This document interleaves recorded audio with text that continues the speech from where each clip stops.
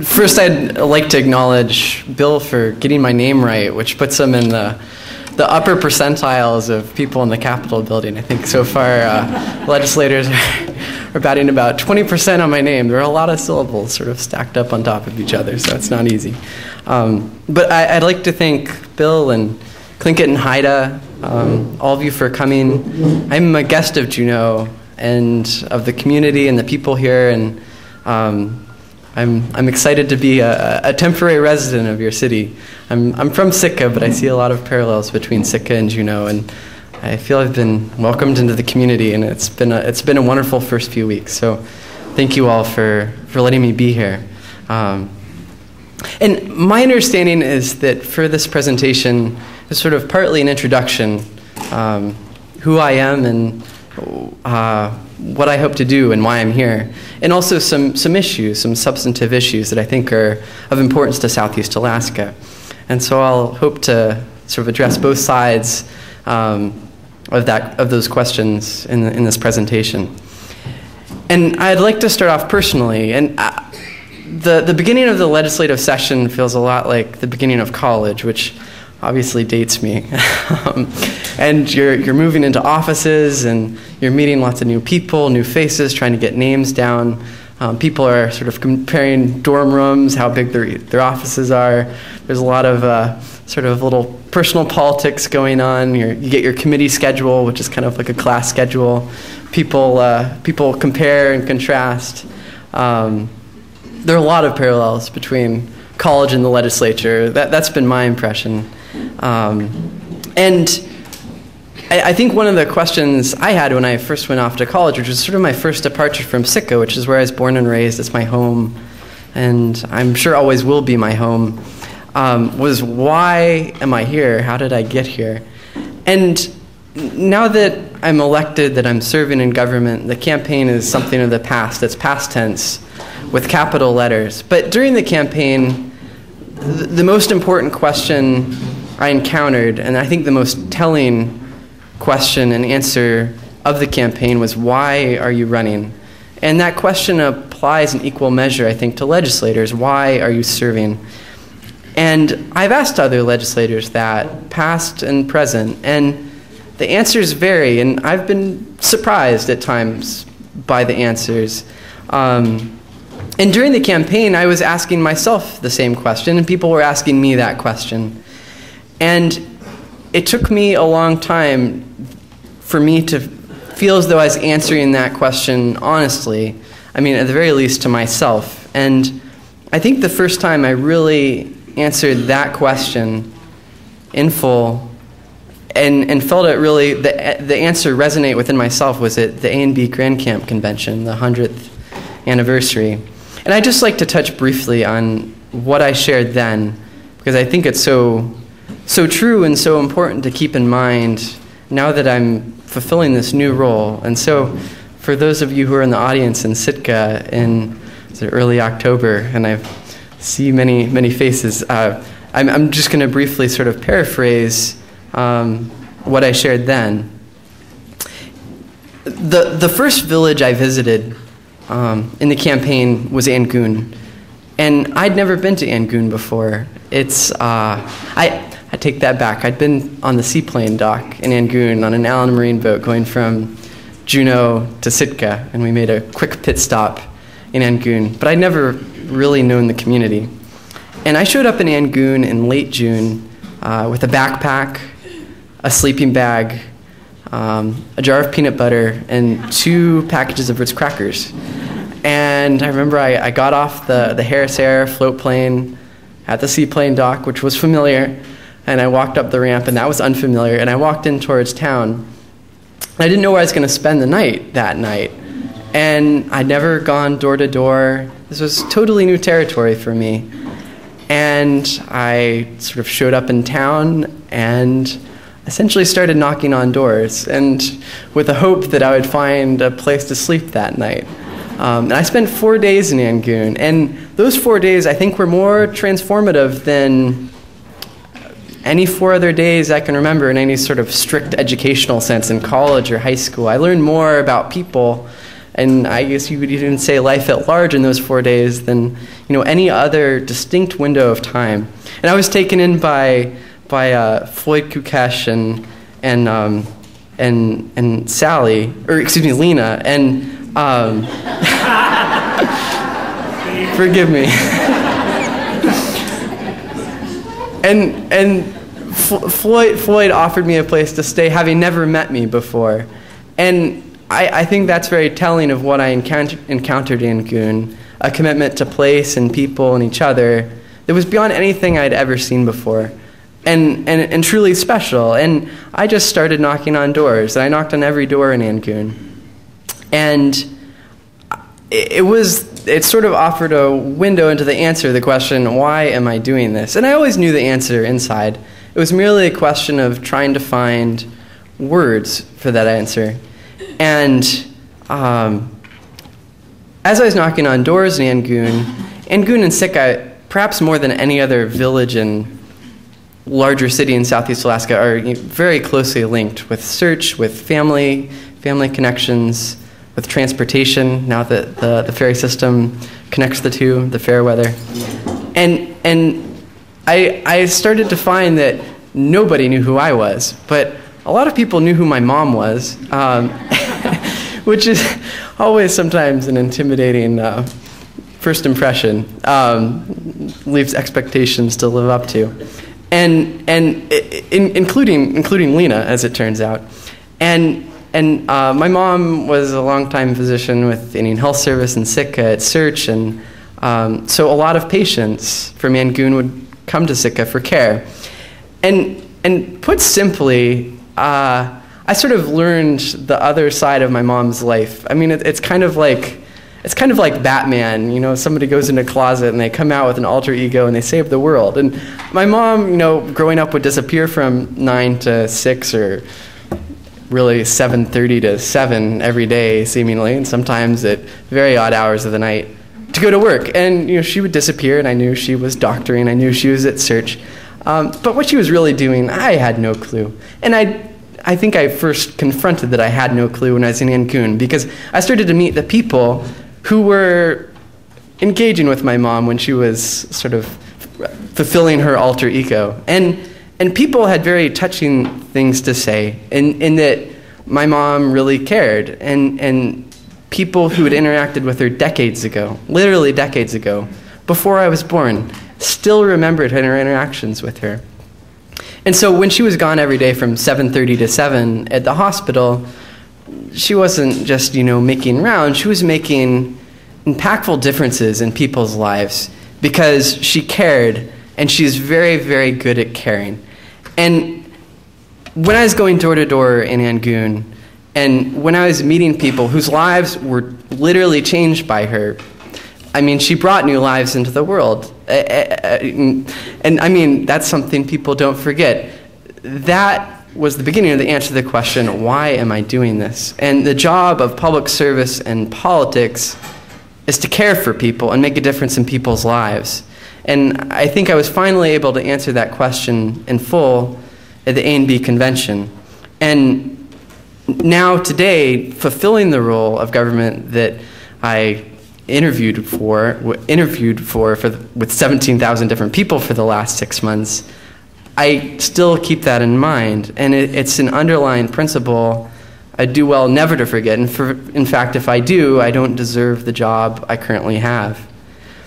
And that is why I'm serving this role. It's to care for people, to in some small way or measure make the world a better place. And it's my part of the world, our part of the world, Southeast Alaska, a place we all care for.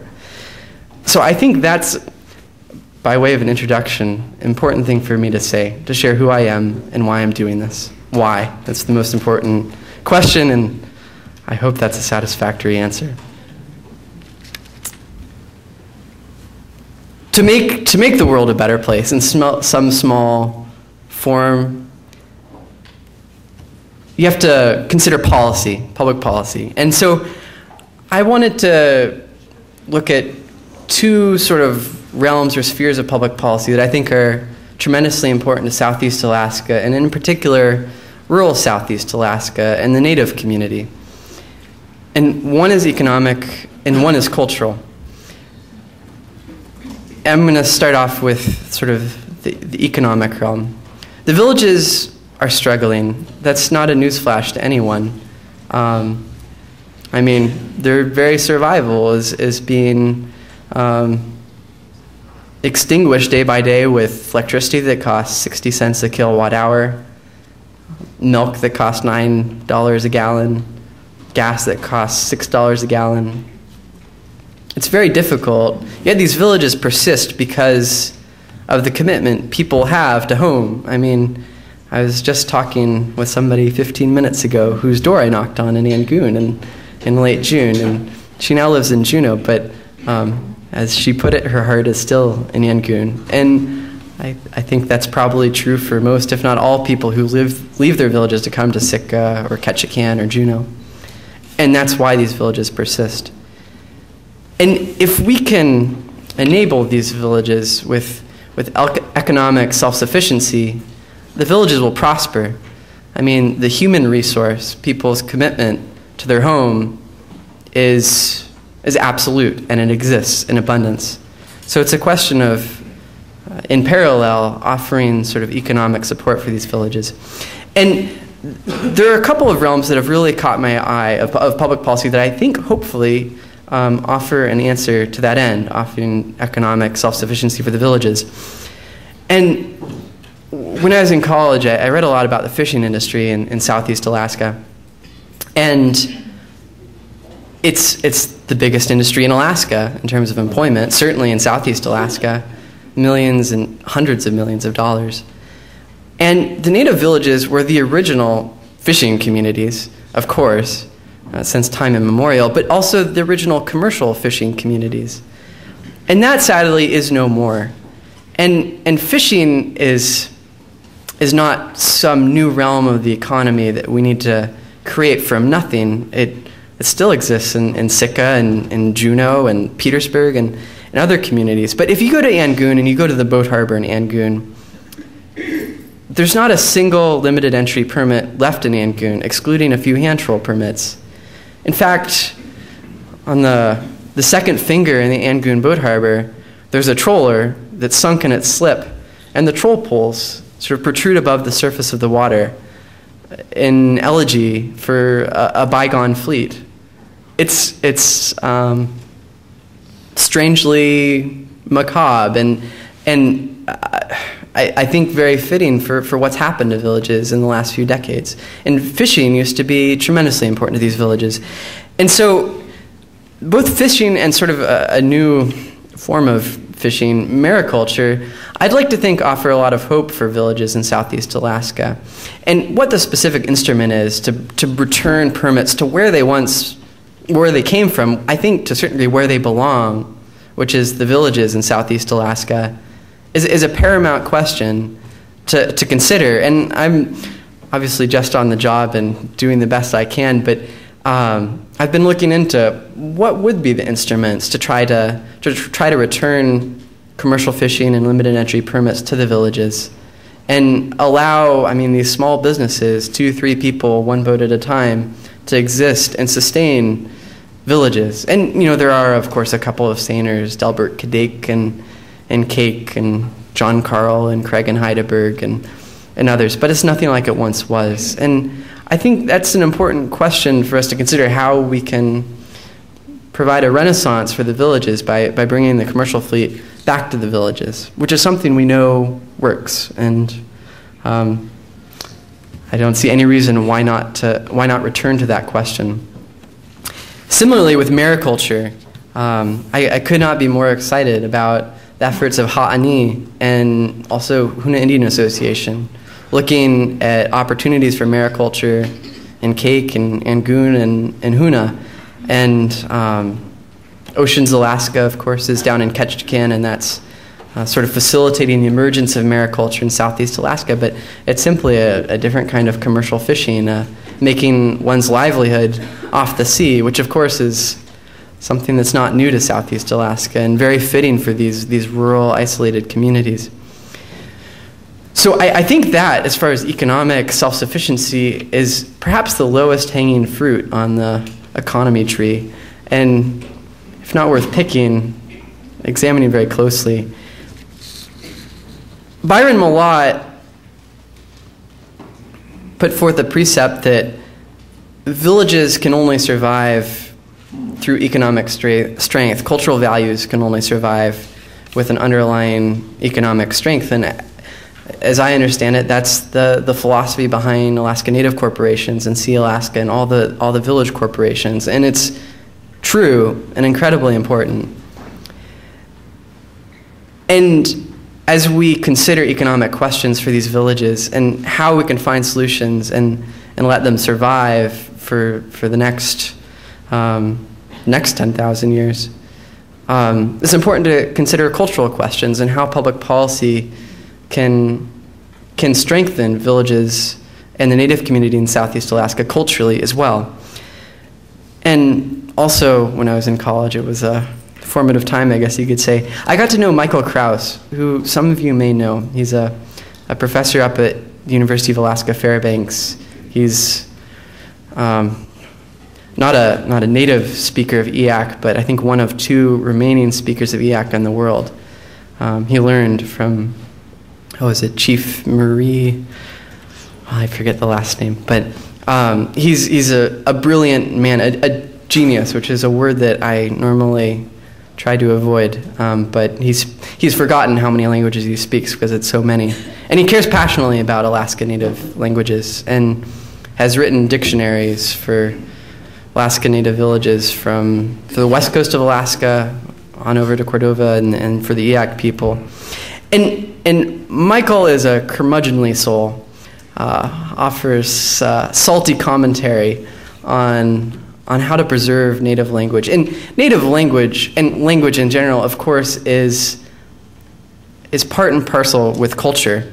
And I mean, it's hard to express this. I mean, every language, I think, sort of offers an insight into the culture. And I recently came across an article of 14 words that don't exist in English, but exist in other languages, and I think sort of give a sense of what we, or at least I, an English speaker, am missing. Like tartle is a word in Scots that means you're about to introduce somebody, but you forget their name. It's sort of the moment of panic, which I've been familiar with the last few weeks. And there are myriad words in Native languages, in Haida and Tlingit and Tsimshian, some of which have been taught to me that really have no translation. And that, of course, speaks to the absolute uniqueness of each of your cultures. So, I mean, the Native languages, especially in Southeast Alaska, are struggling, and our Native speakers are passing on. And as Michael Krause would say, the only solution to that is immersion programs. And cultural programs are, of course, tremendously important. And I remember learning how to sing Happy Birthday in Tlingit in 4th grade music class. And that's tremendously important. But to create a new generation of fluent speakers, they're really, as Michael Krause puts it, and I think he is the expert on this issue, on this question, is immersion. And if you look to the YK Delta and the Yupik people, that is the answer that they have provided for their language and their culture. In Bethel right now, there's an immersion school, part of the Lower Kuskokwim School District, that offers immersion language programming for Yupik children, and it's working in the YK. It's a little bit of a different situation in Southeast Alaska in that we have no sort of regional hub in the style of Barrow or Bethel that's predominantly Native and really serves as a hub for the entire region. I mean, Sitka and Ketchikan sort of fight to share Juneau's thunder, but there's no, go-to hub, so perhaps no logical place to put an immersion program. But trying to find solutions for, I think, immersion language programming is important. And the legislature has taken proactive steps that sort of, I think, tepidly address this question. But Native language and the survival of Tsimshian and Haida and Tlingit is of utmost importance. And I'd like to look at ways to create immersion language programming in Southeast Alaska to make sure that there is another generation of Tlingit and Haida and Tsimshian speakers. So, thank you. So whenever we consider these public policy questions for the villages and for the Native community in Southeast Alaska, they're economic questions and cultural questions. And as I think Mr. Malott put forth, those two always need to be considered in tandem. They're married, intimately so. And I hope we as a legislature can keep that in mind when we consider rural issues. And that's something I plan to keep in mind as long as I have the honor of serving the role, the job, I guess I'm gainfully employed now, that I now hold. And I just like to emphasize, I've been in office now for, I guess, 8 days. It's not that long. And it's awesome, humbling, deeply purposeful work. I feel fully expressed and fully myself. And I can't wait for the next 2 years. And it's kind of like when you have a crush on a girl, like you can keep saying her name over and over and it just sounds better and better. I mean, I am in the service of the people. I never get tired of saying that or thinking that. And so I guess I kind of have a crush on my job, for which I feel immensely lucky. And I also have the tremendous privilege and am tremendously fortunate to be working with a team of 5 others who I think share that philosophy. And one of them, Nancy Barnes, introduced the legislators and staff here. And I mean, I feel like I won the election twice when Nancy agreed to work in our office. And I know she has all these tics when she's in the service of the people, answering the phone, helping people with constituent work. You can just see it in her eyes, her spirit, her soul, and that's a beautiful thing. And the other 4 people in our office share that. And we are a team. It's not me, it's we, it's our office, and we're working for Southeast Alaska. And I think we're going to have an awesome 2 years. I know we will. The first 8 days have been beyond awesome. So I am at your service. Our office is 426. Come by anytime. We don't have chocolate in our office. We have healthy snacks, apples, oranges. And if we can ever help and ever be of service, please don't hesitate to come by. Thank you. Representative Kreiss-Tomkins, my question is regarding the Southeast Alaska Regional or Integrated Resource Plan, or the SEIRP. And I'd like to know what your feelings are about having Southeast Alaska go back to the wood stove as our primary source of heat.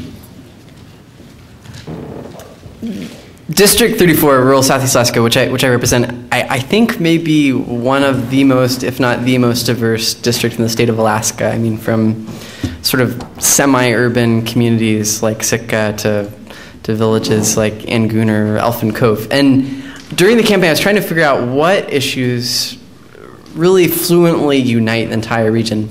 And fishing, of course, is one, and number 2 is energy. And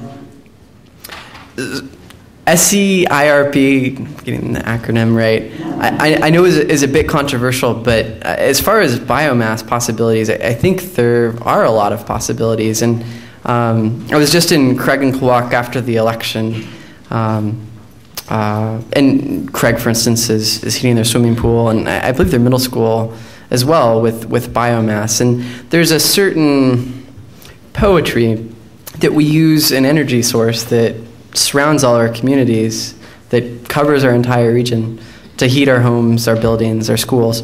And I think there's a lot of possibility. It sounds as though we need to create an economy of scale, and See Alaska, certainly, if you look at headquarters in downtown Juneau, is taking the lead. And I think there's a lot of possibility, and I'm really excited by it.